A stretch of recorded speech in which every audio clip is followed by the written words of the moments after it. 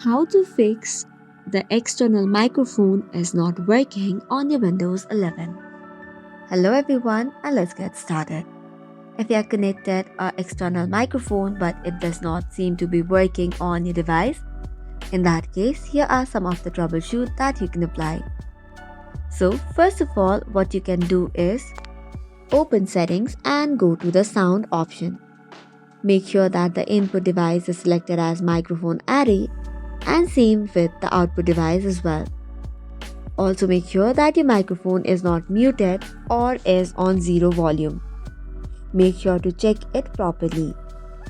After that, the next thing what you can do is right click on the sound icon or the volume icon on the bottom right and then go to sound settings. It will open the same settings as before, but this time you have to tap on more sound settings. Once you tap on it, it'll open another interface. From here, choose if your microphone or the external headphone has been connected. Then go to its properties. But before that, make sure that it is not disabled. If so, make sure to enable it. Then you can go to properties and then go to the levels section. Make sure it is not muted and is balanced as well.